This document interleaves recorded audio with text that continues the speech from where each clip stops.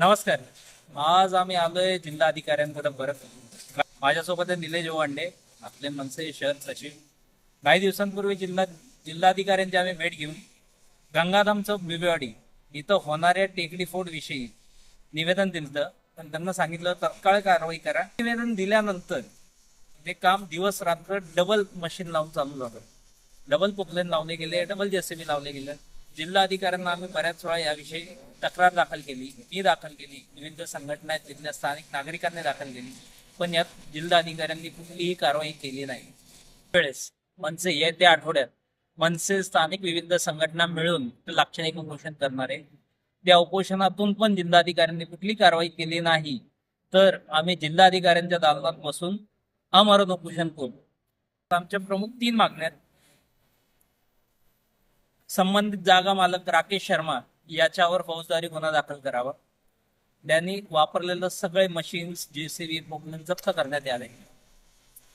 जीवितास हानी निर्माण करणं म्हणजे माळींचा दुसरा प्रकार पुण्यात होण्याचा धोका यामुळे निर्माण झालाय, त्या विरोधात एक गुन्हा दाखल करावा. दुसरी मागणी टेकडी आहे तशी कोरत करावी. आणि तिसरी आमची मागणी की त्या जागेवर परत कुठल्याही प्रकारचं बांधकामाला परवानगी देऊ नये. याविषयी, या आंदोलनाविषयी आमच्या निलेशभाऊचं जास्त माहिती नाही.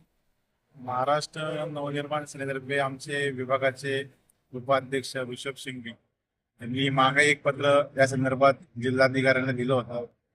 त्याच्यावरती कुठली कारवाई न होता संबंधित बिल्डरने डबल जोमाने ते काम चालू ठेवलेलं आहे. म्हणजे रात्री 2-3 वाजेपर्यंत ते काम चालू असतं आणि असं संगनमत वाटतंय की जेणेकरून ह्या कार्यालयाचं आणि त्यांचं संगनमत झालेलं आहे, लवकरात लवकर काम संपवायचं आणि गुन्हेगारांचा जो श्वास गुदमरतोय ढेकड्यात कमी करताय ते कुठंतरी एक टेकडीचं तोडफोड करून ध्वंस करायचा. कार्यालयाला आपण पत्र दिलेलं सुद्धा असून त्यांनी कुठलीच कारवाई केलेली नाहीये आणि आज त्यांना ऋषभ सिंघवी यांच्या मार्गदर्शनाखाली आम्ही पत्र तिथं दिलेलं आहे.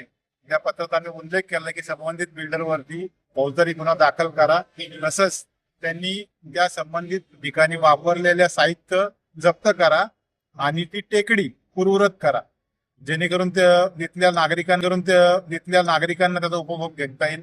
अशा ठिकाणी जर संबंधित याच्यावरती गुन्हा दाखल झाला नाही तर महाराष्ट्र नवनिर्माण सेना लाक्षणिक उपोषण करणार असा इशारा आम्ही जिल्हाधिकाऱ्यांना दिलेला आहे.